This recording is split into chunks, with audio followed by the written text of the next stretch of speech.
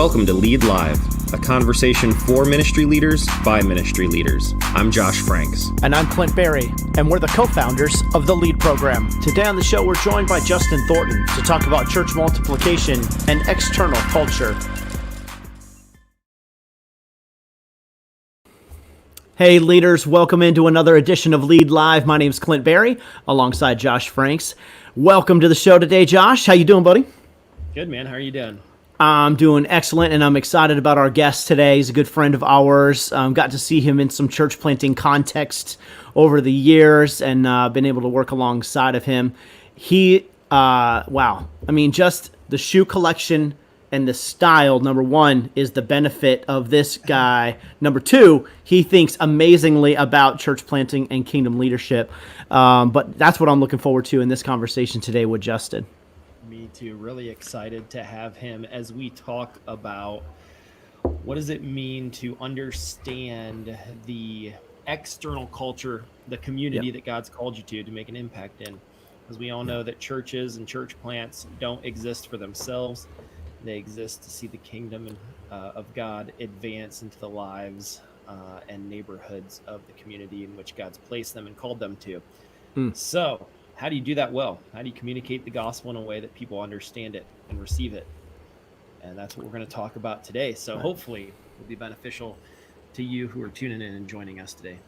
Yeah, and we should say as we start this conversation that this is not just for church planters. I mean, this conversation is for all of us as ministry leaders to understand the culture in which we're ministering, right? The context in which we do those things has a big time impact. The things you do in Miami are not the same things that you do in Chicago. And so I think that's understanding our place and geography makes a lot of sense, especially with those of us who are part of the Christian Missionary Alliance. We need to be really great as missionaries into our culture, right? And that we preach that and practice that all the time. So that's why this conversation gets to be really important. And I'm really glad that Justin's joining us today.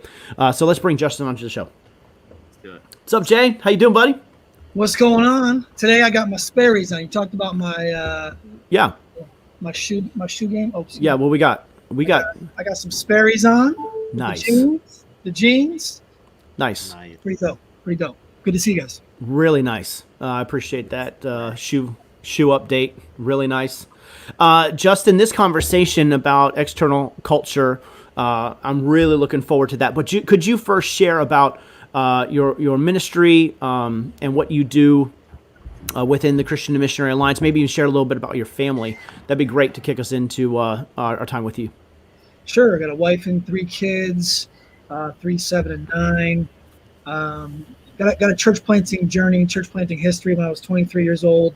God asked me to plant a church. I wanted to be a part of the team, and that team fell apart. And here I am planting this church, and really wasn't sure what I was doing. There wasn't a ton of training at that time. There wasn't any assessment. There wasn't any coaching. It was just kind of like have a go. And so there was 8 people in the living room, and by God's grace, we survived and planted a church. And that church did some mothering and some multiplication.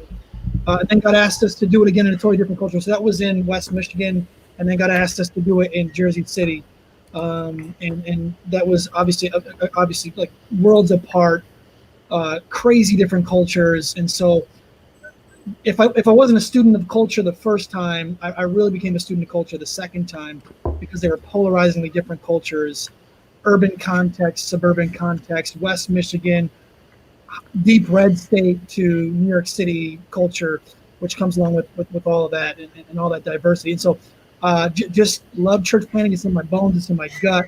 I love talking about external culture and internal culture when it comes to church planting. So I'm glad to be with you guys today. Yeah, cool. That's awesome. So let's talk about that topic, external versus internal culture. What are the difference between those two, and why is specifically external culture and understanding the external culture is so important? Yeah, I mean, obviously we always want our churches to have a balance of, when it comes to discipleship, we want them to have a balance of in-reach and outreach. So if you want to just use the word reach instead of culture, it's just placing the culture inside your church versus the culture outside your church. And I think everybody on the screen and everybody listening is probably over building country club churches where we just focus on the internal culture of the church. We're kind of over bowing down to Sister Janice and all of her music needs and not meeting those needs, and just spending all of our time focused on these people who are a part of this country club and they don't want to reach outwardly. And so external culture is focusing on this heart that God gave us, this heart that Jesus gave us to go. He breathed in us to go. He breathed in us to be missionaries. I think we've kind of divorced the terms missionary, church planter, and pastor when God breathed the same thing in all of them. God breathed in them to go, to exegete culture, to love a group of people that doesn't love him, to reach the lost sheep. And so the fact that he's put that in all of our bones, whether it's church planter, missionary, or pastor, should mean that we need to focus on external culture, because we don't want to just build another program that reaches already baking Christians inside of a country club. Yeah, I totally agree with you, and I appreciate your thought that we have to maintain balance in that balance between reaching the external culture, and then also loving and caring and helping those that are a part of the church grow. I would argue that if you're going to err on one side, you should err on the side of reaching the external culture, of understanding and trying to lead in a way that prioritizes those that aren't yet a part of your community, those that aren't yet followers of Jesus. And so it is so important, because it's so easy as a ministry leader to get caught up in, like the things that you said, the internal pieces of maybe helping make people happy, stop fights, meet people's needs, all of those things, caring for those who are already part of your church family. It's a beast that just kind of overtakes you, over time, and you can't, it used to be where we were cowboys, not like the colonizer type cowboy, but like Denzel Washington, Chris Pratt, new cowboy type of, where we had a homestead, but we were always taking new territory. We were always searching for something. We were always on adventures for God, reaching new people. That cowboy culture where it's like, God breathed in us. In Matthew 28 and Acts 1:8, he breathed in us going and reaching and witnessing and taking. And then we just decided, the homestead's more important. Let's just concentrate on the homestead. Let's be homesteaders. Let's take care of ourselves. Let's make the lawn look so good at our homestead that people want to come to us. And so we lost the heart over time. So it's not to degrade in-reach. It's not to degrade internal culture. We need to have a good discipleship process for the saints, absolutely. But like you said, if we're going to err on one side, let's err on going. Let's err on reaching new territory. Yeah, because there's one thing that God gets frustrated with, right? You mentioned Acts 1:8. Well, Josh and I like to talk about how in Acts 8:1, the church wasn't going and spreading, it seems, as fast as what she should have been as a releasing multiplication movement. So what happens? Well, then persecution breaks out across the early church, and God goes, I'm going to get rid of this Tower of Babel, right? So he goes, bam, and then now Christians are spreading all over the place, and the gospel is spreading with them. So there is something really interesting about, we like to circle the wagons, and we like to stay, we like to build up things, but it is in the going. Go therefore and be, right? So there is something about the being sent that God is up to, and he kind of gets a little not nice when we stay. Right? I mean, it's not like all fun when, hey, party, so we got to figure this out, Justin. And so you're right. Like, let's err on the side of going. Let's be sent people and operate as sent people, like aliens, right, amongst this world is how we need to live. So I'm with you there.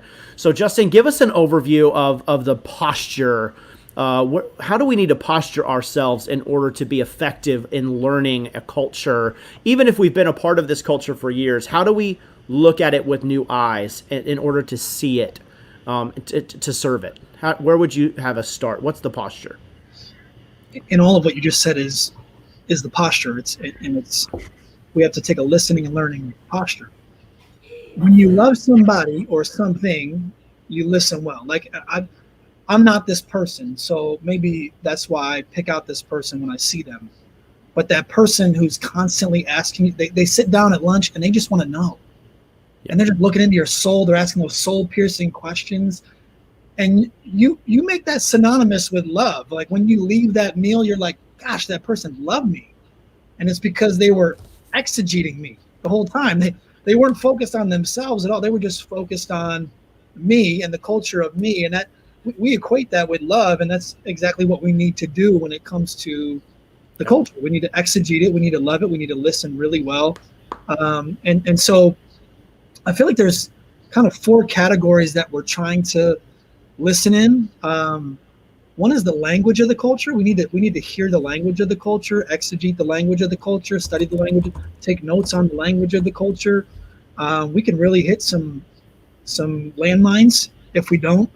I remember, my first couple of weeks being outside of New York City, and I'm in the sound booth with somebody, and I'm like, hey, I want to start at ground zero with this. And the guy just looked at me and he's like, we don't say ground zero here. I'm like, oh yeah, that makes sense, because this is where ground zero actually is, and it's not a good thing. It's a source of pain, and so we don't bring that up. And if you don't study the language of a culture, you can step all over the language of a culture. And so I feel like we need to study the language of the culture first. One thing that doesn't come up that often is kind of the speed of the culture. Again, I went from West Michigan, where you can get up to the Starbucks counter and you can take your time. Oh, you know what? I think I want a matcha, whatever. What do you call that? You're asking, what's a venti? A macchiato. City, you might get in a fight doing that in New York City. You got to step up, like it's like a soup Nazi. Nobody listens to watching Seinfeld anymore, but you step up there, you got to know exactly what you want. You say what you want, and then you step to the side, and you get out of folks' way. I mean, it's the speed of the culture, and if you don't understand the speed of the culture, you'll either speed ahead, especially in the Midwest. You'll speed ahead. Your vision will speed ahead.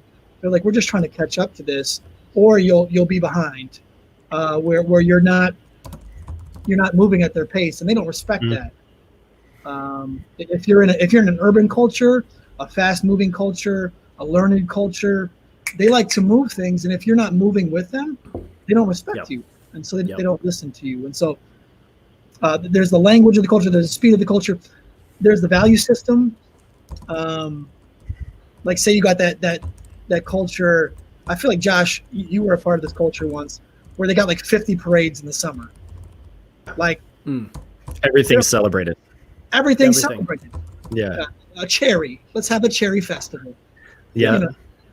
Guy dresses up in a cherry. They're celebrating cherries for a whole week. It's like cherry. But you don't even have a cherry tree in your cherry wood. Yeah. Cherry wood. Yep. The Cherry cabinet trees. festival.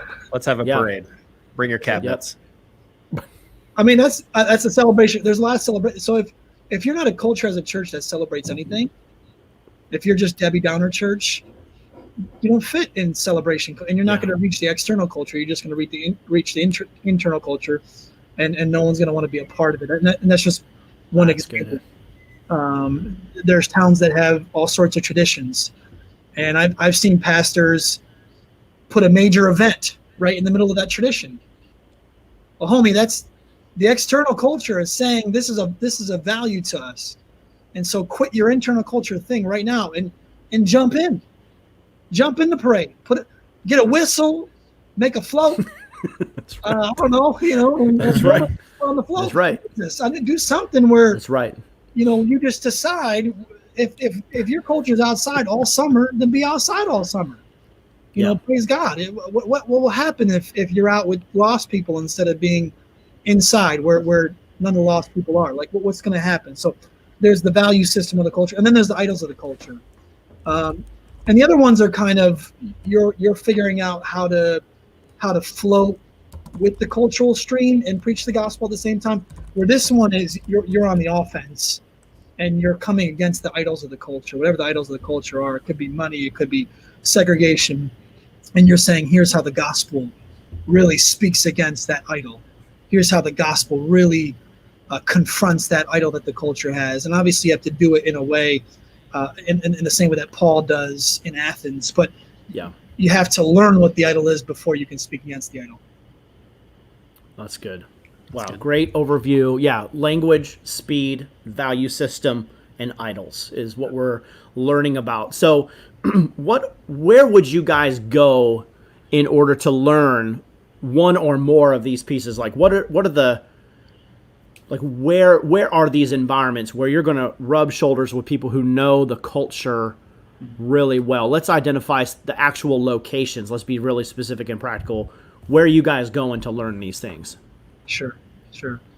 We always talk about third places in church planting and church planting training. Identifying the third. So the first place is home, and the second place is office. What's the third place? And again, if you're not exegeting culture, you don't even know where the third place is. Sometimes the third place is the FOE, the Fraternal Order of Eagles or whatever it is. And maybe you don't want to be there. Like I don't want to join that club. But if that's where the third place is, then I got to be there. I mean, that's what a missionary is. He's not divorcing, missionary, church planter, pastor. I mean, all these things are the same. They need to exegete and love culture. So, is it the FOE? Is it the basketball game? Is it? I mean, a lot of cultures, especially suburb cultures, they idolize sports, and so that's going to be the third place for most families. So if you don't have a kid, activities, sports, yes, yeah. You and a few of those. You got a few of those, Josh. Yeah, I got a few. Somewhere. There's a lot of those. We're at those all the time. But that okay. Yeah. So that's my mission field. In the city, it was this playground. This playground is where everybody went. Most playgrounds in the suburbs, you go to, there's 3 kids there. This playground, there's 50 kids, and that was our missions field. Yeah. That was the third place. And then the dads every Monday night went and got a beer. Now we're in the Alliance, so I didn't drink a beer, but I went there, and whatever. I don't know. I don't want to step on that, but that's where I'm at, because that's where the third place is. Yeah. And so it's identifying what the third places are and just being there. Yeah. Not putting a time limit on it, but being there, being present, not saying I'm doing this, but actually making your life and building your life pieces around being a part of one of these third places. The person of peace, and I talked about the person of peace. I've been talking a lot. So, Clint, what's the person of peace? Good question. Yeah, so a person of peace is going to be down with just talking, right? And so a person of peace that I met, it was just for a moment. Some people of peace are like for a moment, and some are like going to be champions of what you're doing, and God has just positioned them there to kind of bridge some gaps, especially if you're coming in new to the culture. And I think we should have a conversation about that. You guys and I have talked about how long it takes to enculturate if you're not from that specific geography in that culture. But one guy I just happened to bump into, I went to one of the local bars. I was asking about the suburban town, and he told me a couple things. He's like, this place is sports crazy. This place is high divorce rate. Yeah. And this place has got a lot of abortions, which I'm like, I mean, this guy is like half goose. Like, it's only 2:00 in the afternoon, right? But he is just already throwing down like this is this and this and this. And I'm like, really? So I start investigating, and he is right on. Tons, high divorce rate, highest amount of abortion rate in suburban central Ohio around Columbus, which was crazy to me. And then, and the town is absolutely sports nuts. So we had to really learn those pieces. But that guy never was a part of our ministry, but the Lord ordained that time for me to get my head wrapped around some of the cultural pieces, and the pains. Because I think one thing that I would add to the list, Justin, is what's the pain of that particular culture. That's good. Right. And so you're like, it's not so much, kids were the idols, but some of the pain was the divorce and the abortions that this community was experiencing. And so a lot of it was secret because we're in a high, upper middle class area. And so a lot of the pain was getting suppressed to the side because everybody wanted to make sure that their lawns were beautiful, right? Everybody wanted to make sure everything was copacetic. So that's just one of the places I went to, was a bar. And then there was a little town called the Village, or the little place.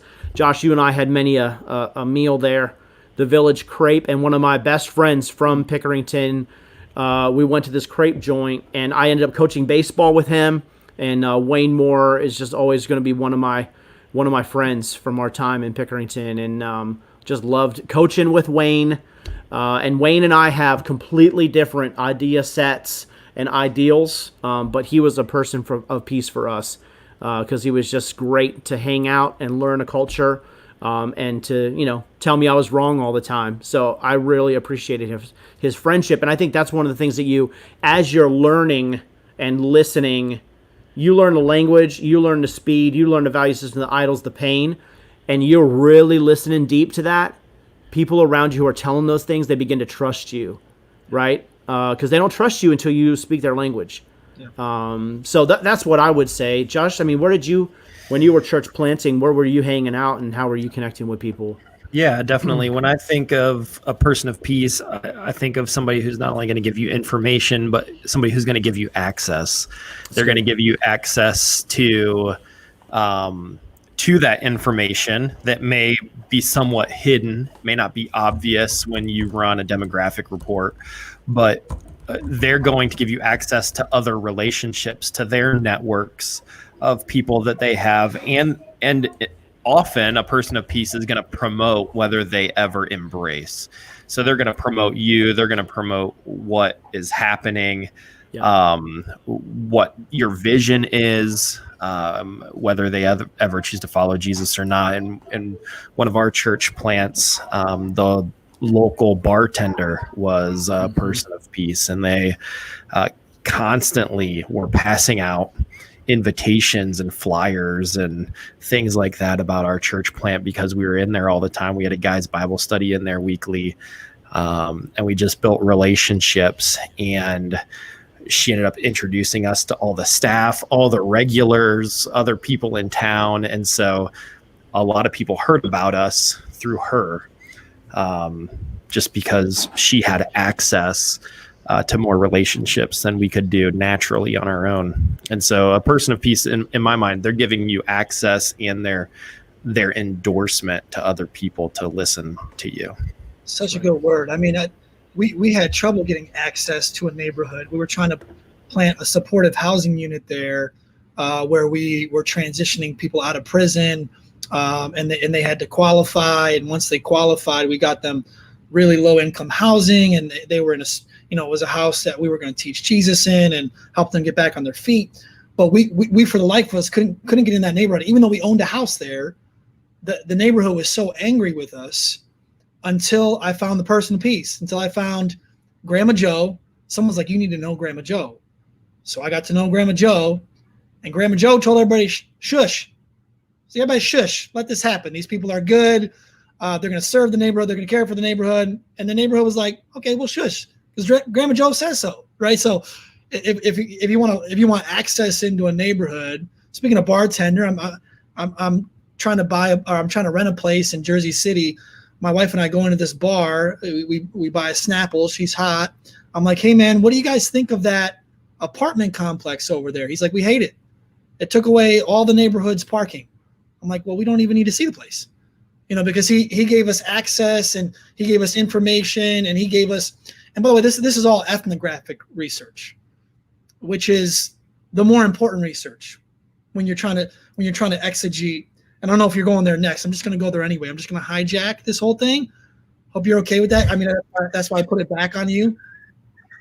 Do it. Yeah. Let's guests are good. Go ahead. Let's talk about the different areas of understanding. So we're talking about understanding your external culture, why it's so important, and you should prioritize it in your ministry environment, especially if you're a church planter. But no matter what ministry you are, God hasn't called you just to feed sheep. He's called you to reach the lost. That's the heart of Jesus. Amen. It's the heart of the Father. That's why we're still here on earth. And so we need to continue to get after those things. So thanks for joining us. We're with Justin Thornton. He is the director of multiplication. Is that your official title? Director of church planting, assistant, super man? Okay. Yeah. Mm-hmm. So yeah, Assistant Superman. in the Great Lakes District of the Christian Missionary Alliance. Yeah. And so, yeah, let's talk about those different areas of understanding your community or your external culture. You talked about ethnographics. What are the other areas? And what are Yeah, they? I mean, if you're going into a place, demographic is going to be your 30,000 square foot, do all your research online pretty much, which is good. It has value. Going into Jersey City, it added a ton of value to know that over 50% of the people that were in Jersey City, out of 285,000 people, 160,000 were not born in America. They were immigrants. Wow. It was a sanctuary city for over a decade. And so now I know refugees, immigrants make up over half the population. So it's important for me to know that. I'm not going to get that through ethnographic research. I'm going to get that through demographic research.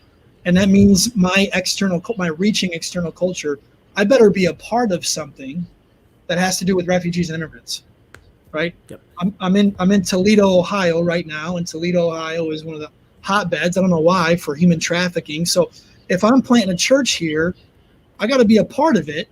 I got to be a part of the solution, the gospel redeeming human trafficking here in Toledo, Ohio. That's just how it has to go. And you find that through demographic, and you can do that through, census.gov. You can do that. Right. We have Mission Insight with the CNMA. There's a ton of programs where you can just do online research. But demographic only so far. But it gets you tons of information, men versus women, the type of ethnicities, languages spoken, what kind of housing, general age income, ranges. Yep. age ranges, what are people doing for employment? A friend of mine just gave me some access that she had through work of down to, it was almost the plot of land that we could drill into to find out some information. It was almost overwhelming to think about the level of detail. And all of those things are good, and all of those things are important. It's going to inform some things. It's going to inform the look of your ministry, but it may not inform the heart of your ministry. And so what are the deeper areas of understanding your external culture besides the demographics? Yeah, I encourage to gather a team. I think all of this is better done as a team, by the way. All of this is a team of people that are going to care about the city, a team of people that have been there in the city for hopefully years and years, a team of people that are part of other nonprofits.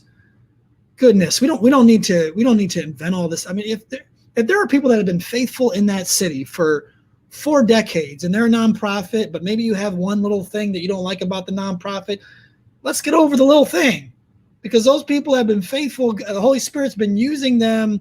They believe in Jesus too, right? Jesus has been using them for years. I remember I was just crying one day because the district office gave me this packet, and it had one of the first meetings of missionaries to Jersey City from the CNMA from the late 1880s. And I'm just crying because I'm like, look at how long God has been chasing this city. That's another rant for another time. But there are people that have been there for a hot minute, loving that city. Get them on your team. So because they're ethnographic research in itself. Now, ethnographic research is from the person. It's from the individual. It's from an individual culture, and it's from the culture of the individual. So it's studying the human by listening to the humans. And so it's bouncing around to these third places and these persons of peace, and it's asking them specific questions about language, speed, value system, idols. And it's gathering all that information into one pot as a team and praying over it and going, okay, how do we reach these specific things? These are the nuances. These are the these are the railroad tracks. There's always railroad tracks where you cross over to get to a totally different culture. These are the new, the Denzel Washington moment. I'm not going to say the movie because maybe it's a little naughty. I watched it before Jesus, but where he's got his hand on the wheel and he's just touring the city, telling you everything about the city. I love sitting with those guys, right? When you're in the car, one guy called me Denzel. He's like, "You remind me of Denzel." I'm like, "I love you, bro. Like we could cuddle at this moment." That was the greatest compliment you could ever give me. And so we're going around the city. I'm just telling you, these are the things I've learned through people, through ethnographic research. And when you send a team out, go ahead. No, I was going to say, just great transition. You got a team. We're going to study the people, language, speed, value systems, idols. What are the questions then? Let's get real tactical here. What are the questions that you would say to your team? Hey, here's language questions that'll help us understand. Here's speed questions. Here are the questions that you need to ask in order to discover value systems. What are those? How do you do that? Is it because not everybody on your team is going to be like a natural conversationalist, isn't going to be Denzel, right? So some people have to be whatever the supporting actors in that movie are. Ethan Hawke. Yeah, sure, Ethan Hawke. Yeah, somebody has to be Ethan Hawke. And so what would you say to them to equip them and say, hey, go out when you meet somebody at the mailbox taking the trash out, when you're at your kid's ball game, strike up a conversation and maybe throw in a couple of these questions. What are those questions that help you get to those 4 areas of learning the culture? Yeah, you can break each of them down and pretty easily you can come up with 5 to 10 questions that fit in conversation. If you break down speed, you ask people, are you overworked? How much do you work? And that'll quickly open up, I work too much. Here's how much I work and here's what I do. And that just comes from one simple question of work. You're starting to understand the speed of the culture. When you're sitting at a restaurant and you're watching people order, you can understand the speed. When you're sitting at a red light, some of this you don't have to ask people. You just need to be looking for the right thing. Like in Jersey City, if you sit at a red light for 1/2 second too long, if you're going to get beeped at. There's going to be, and so I came back to the Midwest and I was beeping at folks and they're like, "Oh my gosh, why are you so mean? Where are you going? Why are you going so?" It's some of it's just watching, but some of it's just questions around speed. Like, what do you do on the weekends? Well, if what they do on the weekends is I work, well, it's a speed culture. It's a fast culture. It's an unrest culture. If you ask, going back to the value system, like if you're studying the value system and you ask that same question, what do you do on the weekends? Well, I go on my boat. That tells you a ton about what their values are. I spend my weekends doing travel soccer. That tells you a ton of what the values are. I go to church. That tells you what the values are. Some of these questions, if you just break down each one in conversation, you can figure out what questions to ask to get at what topic you want to get at. That's good. When we think about idols, because that's not necessarily one that you're what are your idols this weekend? Really willing to share. Yeah. So what are you worshiping besides God? How do you tackle that one? Like, how do you identify the idols within the culture, and specifically, what are some questions that you can ask that are going to draw out some of the things that people worship in that culture, Justin? Most of these are better if you're sitting with an unbeliever. Just to lay that out there, because believers will fake it. They'll put on a mask and they'll be like, "Oh, I go to church every day. I have no idols." All right, that's great.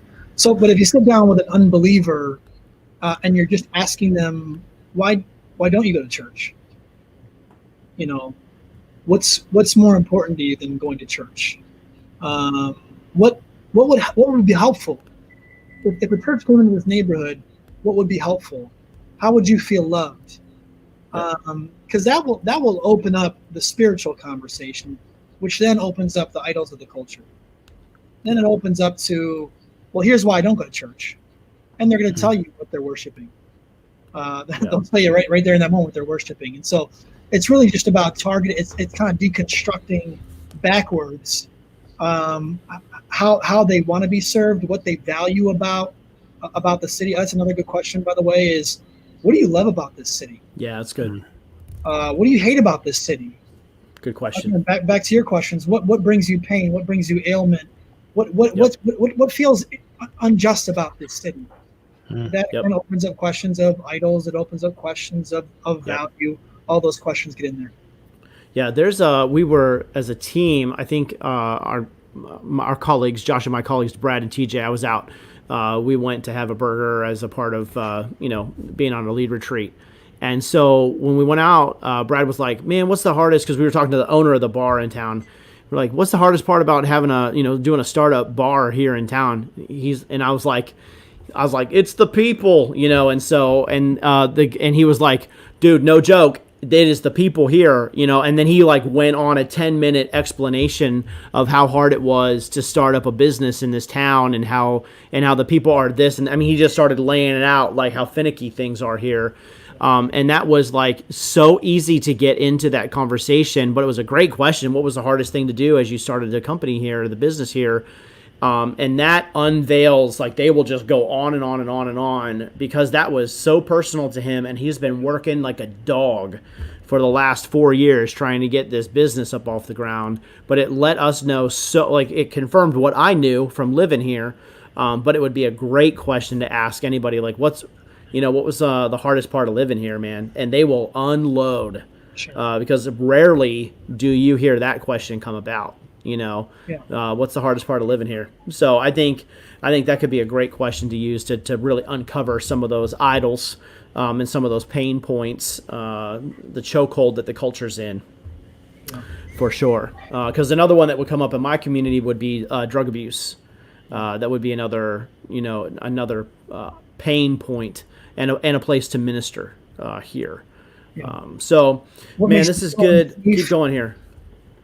What makes you feel unsafe about this city? Yeah. Mm-hmm. Why have you been here this long? All these questions. Get after it. Sorry, go ahead. That's good. That's good. So, I had a question that just left. I'm out for a minute. I got to rethink my questions. So once you gather all this information, right? It's one thing to know your external culture. Maybe you begin to understand it, right? Everything starts with awareness, and then it moves to understanding. Maybe there's some things you appreciate, and there's some things that need transformed by the gospel of Jesus. How does that shape church? How does that shape ministry? Why don't you just do what everybody does then? What are the differences, I guess? How could it look different? Let's envision some things based on your experience and your understanding of external culture. Sure. I was with somebody the other day who asked me, how come CNMA churches, how come they all don't adopt the same core values? It would make sense if they want to be a team player. How come they don't?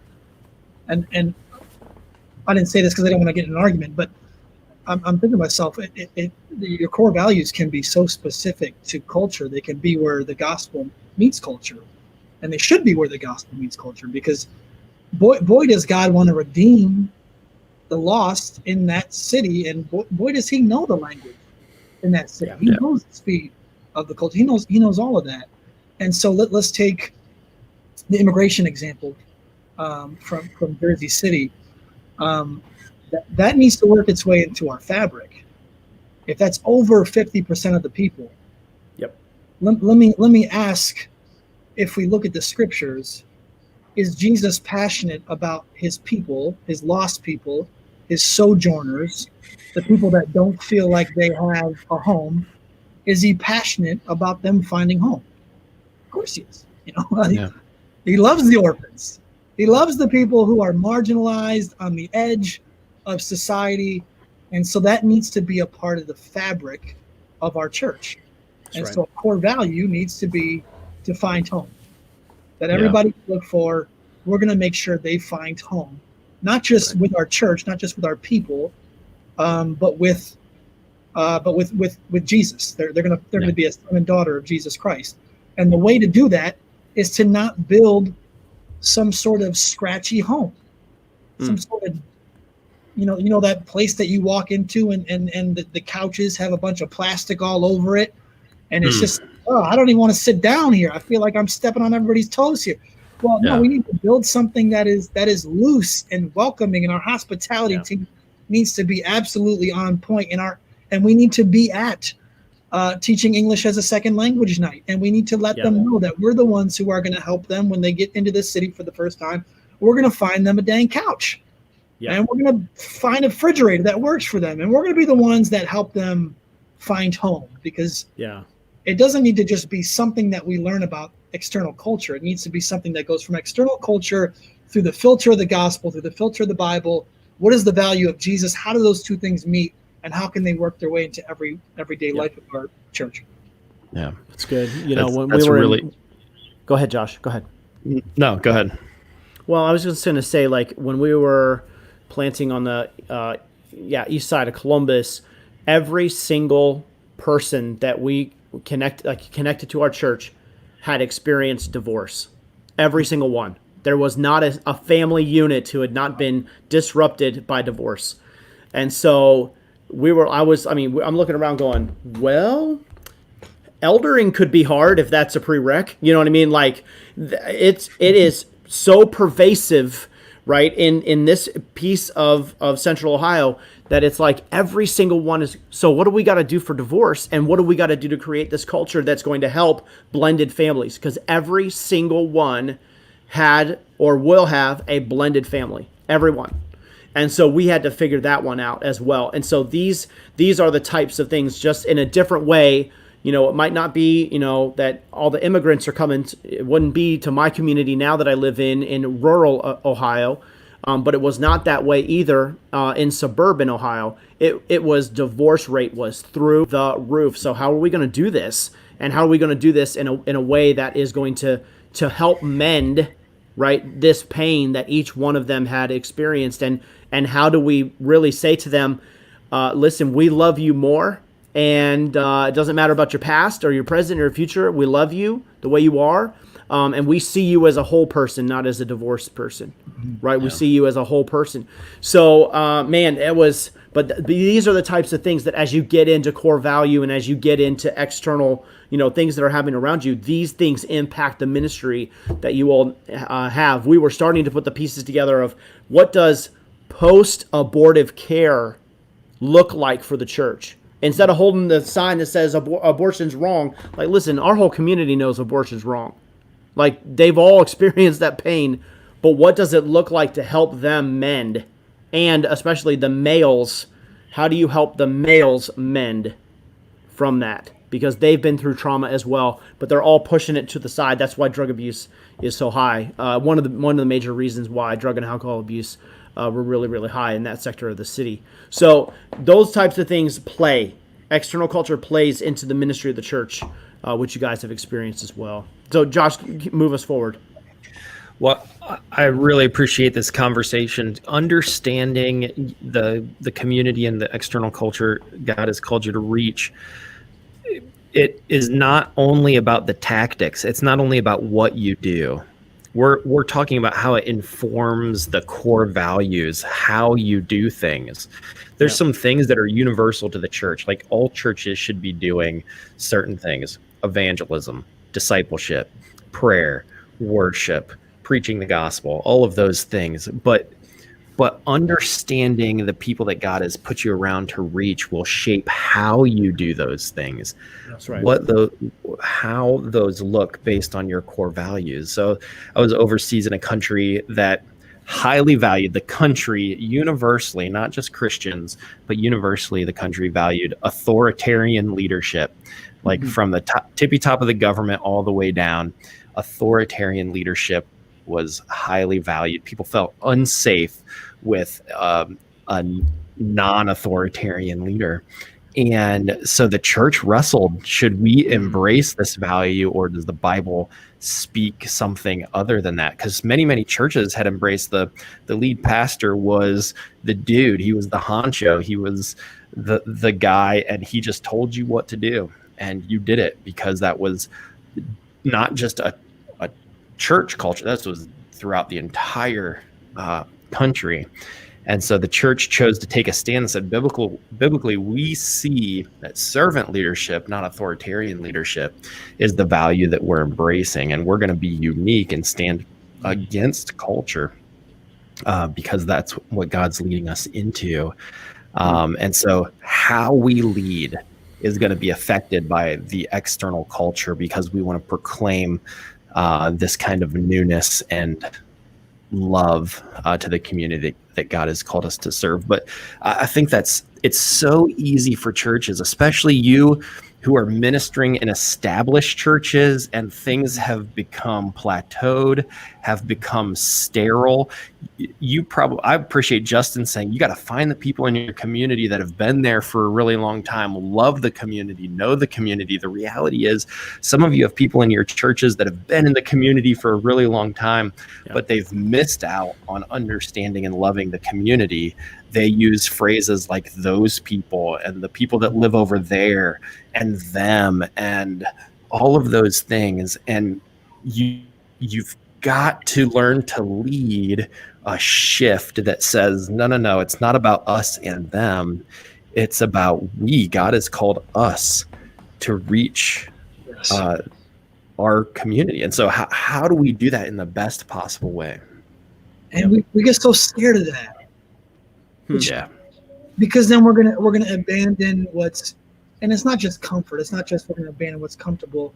It's we're gonna make some people upset, and the people who really want to stay focused on the inward, it'll make them upset. Right. And we're worried that maybe we're gonna lose 3 or 4 tithers, and all these things start to come into mind. But don't you think that God is gonna bless that heart? Mm-hmm. Yeah. Don't you think that if you go, forget this ship, let's go out and get a bunch of other ships. Don't you think that God is going to go, okay, I'll patch the holes on this ship too. Yeah. I can handle that. God loves the heart that said, let's take some risk, fall on your face a bit, do something stupid, whatever it takes to at least communicate to your people. I'm gone. I'm going. I'm going to be here on Wednesday nights. I'm going to be loving these people. I realize we've done the same thing for Wednesday night for the past 15 years, but I'm going to go love these people. Who's coming with me? And if you lose 3 or 4 people in the effort to go gain some lost people, if you lose 3 or 4 really comfortable, consumeristic Christians, you know what I mean? If you lose a few of those, it's going to be okay. Like Jesus is going to love your heart and your budget enough, and he's going to take care of you. Yeah. Yeah. Well, and I think there's also some casting of vision there, right, Justin? It's like, are we still saying, hey, there's still lost people? Or are we saying, I'm here to shepherd you. We're here to love each other. I hate the I love my church shirts. Sorry for all of you who made those and printed those. I hate it. I hate the I love my church shirt. I'm glad that you got something going on and you really love, but that is like, I love going to the club. Like that's what that shirt says to me. Instead of like, man, we are here to love and serve these people in this community and to make a difference in it. Right. And we are committed to that stuff more than we're committed to our own stuff. Yes. I just think that we have gotten so wrapped up into, we got to shepherd the flock. We got to shepherd the flock. Well, the only reason why you shepherd in is so that we can take and bring in people who need a family, who are lost.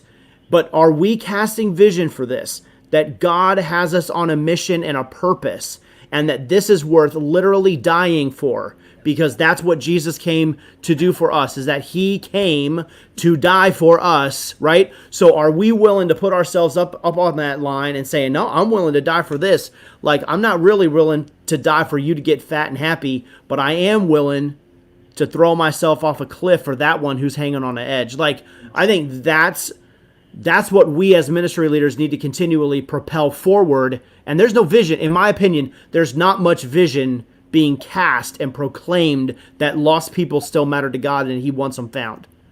That's what I'm concerned about in this age, in this season. And I'm hearing more and more and more ministry leaders saying, there's something bubbling up in me. I don't know what it is. I'm like, I know what it is. Yeah. It's Jesus and the Holy Spirit saying, the lost people are still dying and they're going to spend an eternity in hell, and you all need to get after that. That's what burns within me, and why I'm so angsty in this season is that I'm afraid we're losing it. I'm afraid we're losing this dynamic which keeps everybody else moving forward, is that lost people matter. Right? Lost people matter to God, and he wants them found. And I think we still need to bang on that drum. So there's my soapbox for the afternoon, but we have got to keep this thing moving, or else the whole train starts to fall apart. And we wonder, why are we here? What are we doing right now? Right? That's really what I need. What I want to see from leaders is cast me a vision that says lost people are still important and it's worth dying for them because Jesus died for me. So we gotta cast a vision. One more quick metaphor. Like we keep on using this airplane thing where but I need to put on my own mask first. Your mask is on. It's been on. It's been on for 30 years. Go get somebody and put their mask on, please. And like what you're saying, it just brings it alive in me too. I think we should bring it alive in each other. And I think we should plant churches. Plant churches with us. Hit me up at justin@greatleaguesdistrict.org. Yeah. Well, here's the thing. Let's get on this. Let's get on this rant for just a minute. Here's the deal. Oh boy, here we go. If we are not doing this stuff now, if I'm not doing this winning the lost people now, I'm not going to be doing it when I'm playing in church. Not. Right. So let's be faithful in the little stuff. Josh and I preach this to lead students all the time. Faithful in little stuff, and then God adds unto, and then we get to have a pulpit and a ministry. But if we're going to be ministry leaders that are just going to be like, man, I'm called to preach. Well, this is why we have a movement stalling out, is because we've not been faithful in the small stuff. And the faithful in the small stuff means going to the bar and have a conversation with some people who need Jesus around. They're medicating. That's what they're doing, sitting around there. So get up in there and start to have some conversation about the true medicine, right? Conversation about, hey, Jesus is here. And so, yeah, I'm going to have a drink with you and I want to hear your story. But if you're not having individuals who are willing to do that work, then Justin need not apply, right? For Justin, what Justin just threw down, right? Need not apply for what we're trying to do in pushing back darkness and seeing lost people found. Because they're not doing it now. They ain't going to do it once they have the title of church planter upon them. Those are my 2 cents, but that's just because I've lived this life, right? I've lived this life. So if you can lead them in the small things, then you can lead them into the greater things. But don't need not apply if you are not actively engaging with trying to reach lost people. That's all I want is a try. And it has been not very many be trying right now. And that frustrates the fool out of me. I'm emotional about it. You, my friend. We know this about you. I'm telling you, listen, you don't do it now, you ain't going to do it later. I'll preach it and preach and preach it. This is why I get uninvited to things. All right. But I'm okay with it. Trust me, he does not just say that in this format. He says this in every format. every format. I asked him about every the day. winner and he asked me with this speech. I'm totally agree with that. Listen, I'm muting myself. Listen, everybody who's using Acts 2:42-47 as the model for their church, you're missing it. The Jerusalem church missed the boat. The reason that the center of Christianity moved from Jerusalem to Antioch is because they forgot to multiply. The reason the persecution came is they forgot to multiply. They forgot to embrace the heart of God for all people to hear the good news of Jesus. And so God's plan B, God's plan A is the church as the hope of the world. But that doesn't mean your church, right? He's happy to move on from one to another in order to see the spirit empowered witness of Jesus in a community. And so don't just think that because you're the church, God's going to be like, okay, no, do whatever you want, right? The blessing is upon you. Like, you got to embrace his heart in order to really experience his power. And it's for the witness to lost people. That's why this is so important, y'all. We just don't want you. And this is a crazy season. Let's be honest with it. This is a crazy season. I've been racking my brain about how do we reach people. Like, I'm not super relational, but I recognize that the ability to connect is very low right now. But the ability, the access that you have to people's lives is really high right now because everybody's online. Everybody's looking for something online. Everybody's browsing online. If you're not trying to engage with people at that level, even though you realize that the connectivity isn't going to be as deep as it could be in person, I think you're missing it. And so to understand, to begin to move into understanding your culture, right? To have the heart of God, but to proclaim in a way that people don't understand it, don't hear it, to speak another language, to be offensive. And I'm not talking about gospel offensiveness, offensive to the sin in them. I'm talking about you just don't demonstrate love and care for them in their culture. You'll also be missing the boat. That's why this conversation is so important, that you would be shaped, not just with passion to see lost people come to know Jesus Christ, to have their lives transformed, hope fulfilled, all of those things, but to be able to communicate in a way, the gospel, the best news in the world, that people hear it, receive it, understand it, embrace it, is so important. Amen. Hey, can I ask you, I'm going to ask a serious question. Josh, you said the church is plan A, and I've heard several people say this before. I thought, I mean, and I'm sorry, dude, I'm not, I'm just going to say this. I feel like Jesus is always plan A. So I'm going to ask it, like, what do we mean by when we say the church, and I really don't have the answer to this, but what do we mean, or what did you mean when you said the church is plan A? Because I always feel like Jesus is plan A, and then that he gets expressed through his body, the church. So can you tell me more about that? And maybe Justin, you can chime in as well. I'm not trying to like blow you up on like, you're not gonna I'm just trying to, you're wrong. Okay, go ahead then. Tell me why I'm wrong. I'm really seriously. You can't separate Jesus from the church, right? You can't separate the head from the body. That's foolish. Okay. So people say, I love Jesus, but I hate the church. I mean, you're basically saying, I love a bust of George Washington, but the whole statue I'm not interested in. Like, it doesn't get you there. Like, they're connected. The reality is a lot of people who go to church aren't necessarily a part of the church. So I'm talking about the church, God's people, not the program, not the ministry, like God's people, the body of Christ, men and women and kids who are transformed by Jesus, who are empowered with his Holy Spirit in order to be witnesses in their community.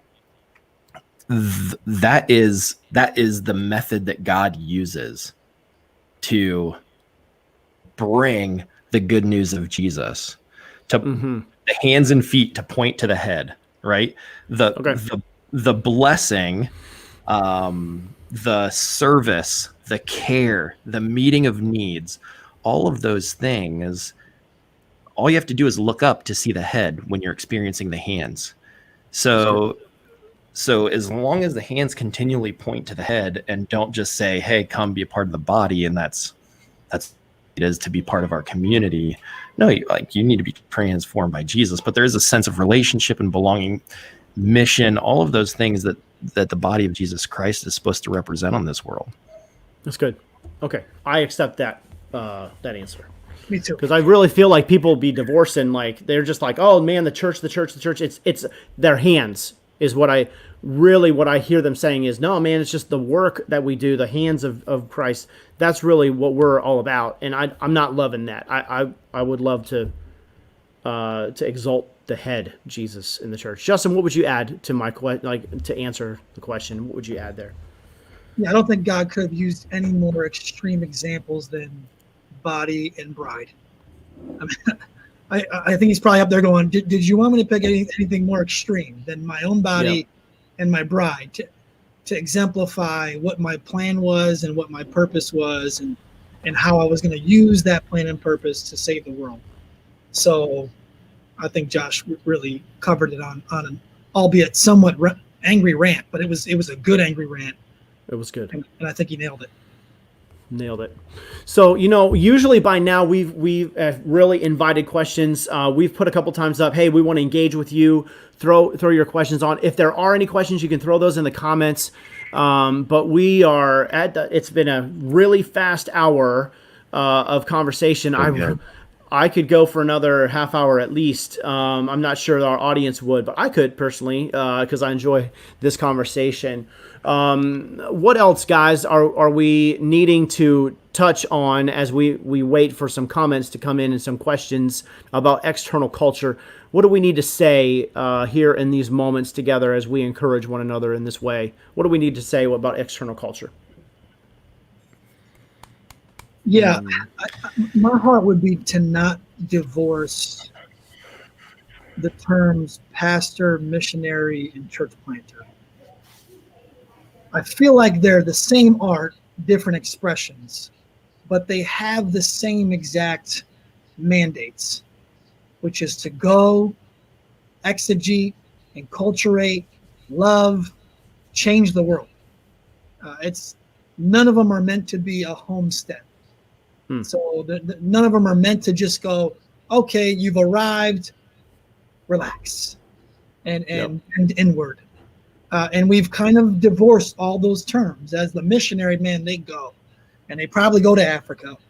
And the church planter, they go, but then they stay. As soon as they build something that has the right amount of budget and can pay the pastor and has a building, then they stay. And the pastor, he just stays. He's a good little shepherd. Stay where you're at, buddy, and just survive. And we've divorced all those terms when go, send, breathe, witness, Holy Spirit filledness to the ends of the earth. That's for all three, and we shouldn't divorce those three terms. That's a good word. We had said to come back around to the topic of, man, I'm like losing my head today.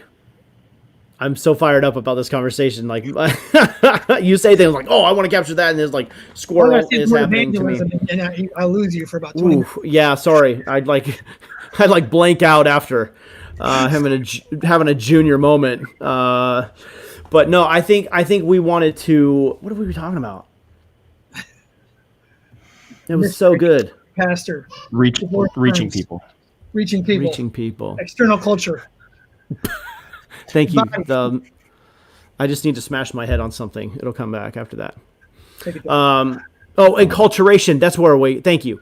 So we were talking about enculturation. So one of the things that we do really well, I think, as the Christian Missionary Alliance, is at least our posture is one of helper, supporter, prayer, and we want to go in and we want to find an indigenous leader in order to raise them up, right? So that after a time, we would be able to fade into the background and then we can move on, right, to the next location.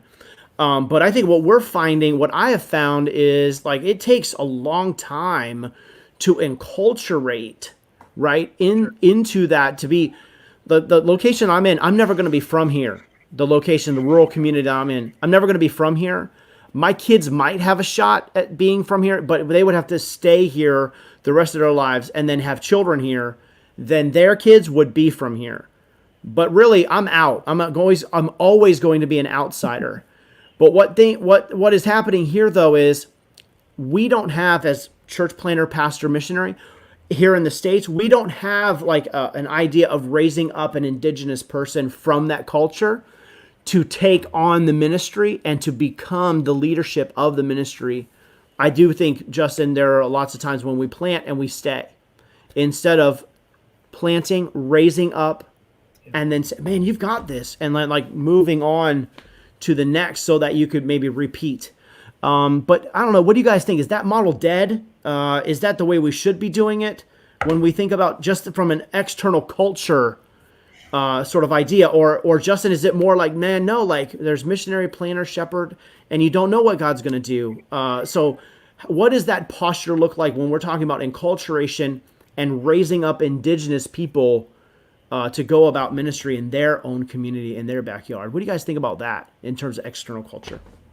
Yeah, I think the culture matters. I think there are some cultures that you have to be decadal, or it's not going to happen. You're not going to plant anything with any significant roots.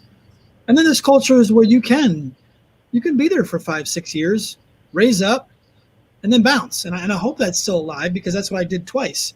So every time I did it, everybody looked down on me. Oh, there he goes again. He's off somewhere else. And I'm like, well, there's a guy named Paul. He did that quite a bit. So get off my back.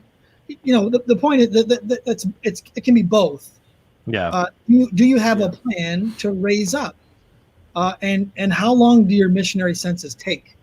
Like some people, it takes them forever to love a culture. They're weird for the first 6 years. I'm not usually weird for the first year, and then I need a moment. I need to learn a little bit more. Yeah, I've been involved in multiple church plants too, and moving into my current ministry environment, somebody told me, you kind of have a reputation for being flighty. And I'm like 5 years in a church plant and raising up leaders and then going. That doesn't feel flighty to me. Yeah. Right. We really talk down about that, though. We do often. Or we assume, like I know of a leader leaving a pretty prominent church. We assume that they sinned or that their marriage is in trouble. It's like, man, God called these missionaries all over the dang place in the New Testament. You leave here and it's like, their marriage must be in trouble. They must have fell somewhere. I mean, maybe, but probably not. Why you just assuming that? So I think it could be both for sure. And Josh, you're not flighty. Appreciate that. Love you. Angry. It's encouraging. You're not flighty. No. Yeah. Hey, there's a question from Eldon Saba. Josh, you and I think, know Eldon. And so he says there's also doing ministry through your people as well. So can't it be done simultaneously? So what do you guys think about Eldon's comment and then his question? Can you do this ministry of raising up and doing ministry through people and staying? Or, what are we talking about when it comes to this? What do you guys think on Eldon's question here? You first, Josh. Yeah.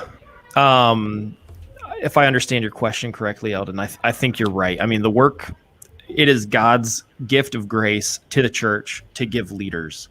And those leaders, according to Ephesians 4:11, are apostles, prophets, evangelists, shepherds, teachers, to equip people to do the work of ministry. It's not the sole responsibility of leaders to do the work of ministry, but to equip others to do the work of ministry. That includes reaching out. That includes sending to plant new churches. That includes staying so that the leader can go. That includes starting new opportunities of ministry for discipleship and for outreach, all of those things. And we're supposed to be fully formed. I know we live in a culture. This is going to be my soapbox. I know we live in a culture that says, hey, you should play to your strengths and do all of those things. As I read Ephesians 4:11 through 13, what that means is that God has given leaders in these offices to lead the charges in that. But that means if I stink at being a shepherd, then I need to go find the shepherd so they can equip me to shepherd better. Not that I just say, hey, I'm killing this prophet thing and I'm going to live in this thing. But I need to be more fully formed in these areas. There's people that God has gifted and that God has placed in those areas that I can learn from. And so I'm never going to be naturally or even probably supernaturally able to engage in those areas, but I need to not neglect those areas as well. So we need to be equipped, and we need to be equipping others to do the work of ministry. Leaders aren't meant to do it all. They're meant to help the body become mature, right? So this goes back to the body analogy. The church is a body.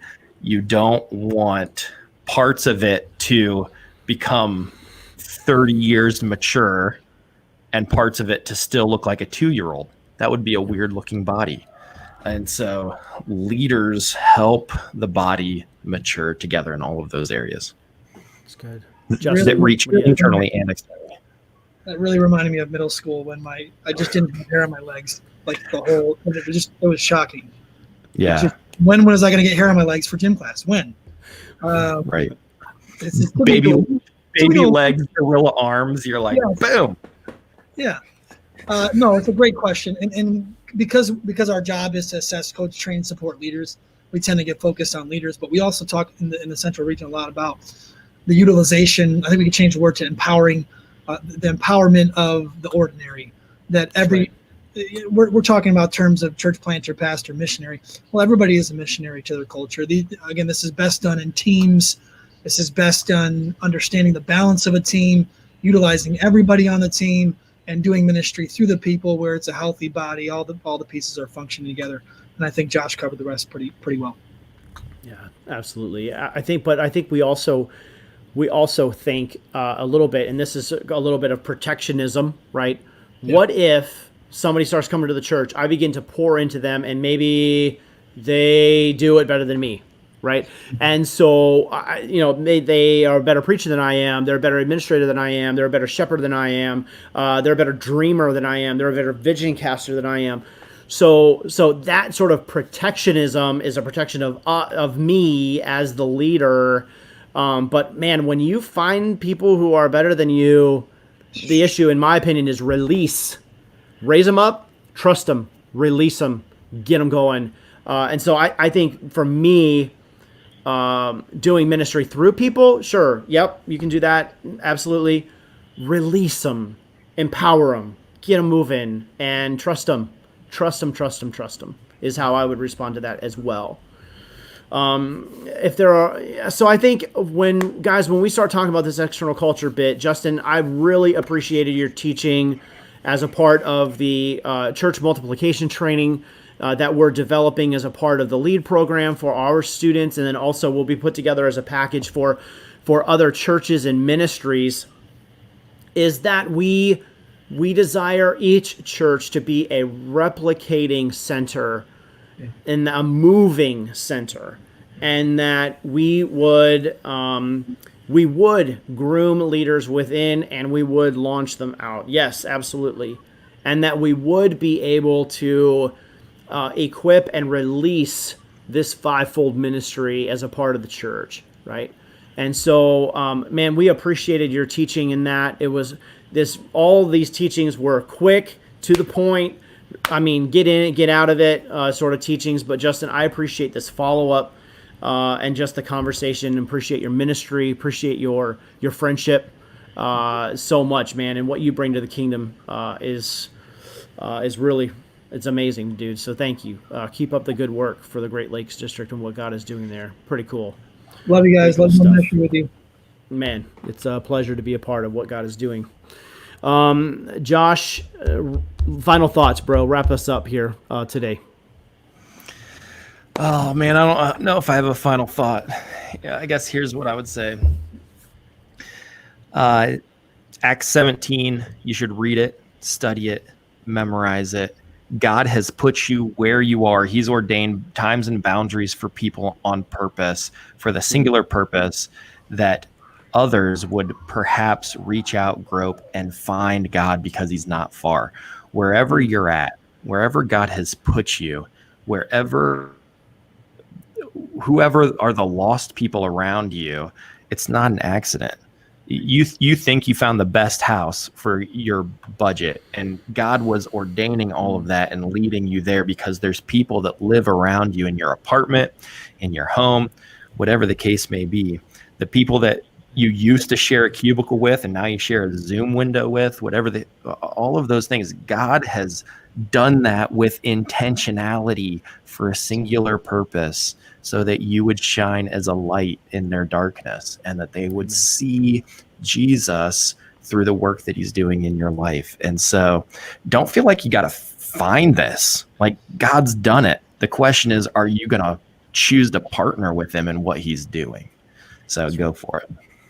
I don't have anything to say. You're such a typical pastor. I don't have anything to say, but here's a 3-point sermon with alliteration. Justin, final thought from you, bro, on this whole external culture conversation. Yeah, just like God birthed inside of you a hunger to reach outside your church. we have enough country clubs, and God doesn't have that for your church. He has a church that's hungry and on fire to reach lost people. And so let him do that through you. He's burdening it right now. Maybe it was a God ordained moment that he chose for you to listen to this podcast, ask questions. The best way for me, the best way has always been to find the people in my city who are doing it really well, and to just sit at their feet and allow them to mentor me through it. Right. And so I encourage you to do the same. That's good. Final thought from me today, and we talk about this with the lead program a lot, is you hang out with Jesus long enough, his heart, your heart begins to beat like his, right? His heart beats for lost people, right? He came to seek and save the lost. So you're going to hang out with Jesus enough, your heart is going to begin to be burdened and start to pound for people who are lost, okay? When you hang out with lost people enough, you'll fall in love with them. You'll fall in love with your city. You'll fall in love with your community. You'll fall in love with the culture. You're going to see the good parts and the bad parts, and you're going to say, man, yeah, but I love these people so much that I'm willing to put up with the pain. I'm willing to put up with this, and the love is going to love for them is going to cover a multitude of sins, right? So what ends up being stark to me is that we need to fall in love with people as not just individuals, but the people of that surrounding area. And the way to do that is hang out with them. Just go and watch. Go and sit at the baseball game with your little leaguer, and then just ask the Lord, show me this city the way you see it, right? You go sit on a park bench, show me the city the way you see it. You go into that board meeting or you go into that town hall session, show me the way that you see these people, and wait for the Holy Spirit to crush you. Then you're ready to do something in that community. But number one, you got to hang out with Jesus long enough for your heart begins to beat like his. That's always the center of the whole deal. It flows out of our intimacy with Jesus. And then we hang out with lost people long enough, our heart will break for them. And when you got those two things going on, now you're ready. Now you're ready to be used. And I think for too many years, for too many seasons, we have thought about a pulpit. We've thought about a new church community. We've put the cart before the horse. And so we really need to get back to the basics of Jesus, mission, and then the outflows that come from there.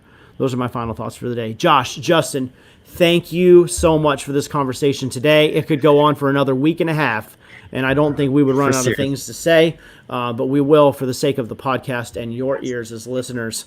We'll give it up. All right, so Justin, thanks for being with us today. Thanks, Justin. Love your heart, man. Josh, next week, got another guest on, Lead Live. It's going to be a great time, just as we've experienced with Justin. Looking forward to that conversation next Monday, 4 p.m. Eastern time.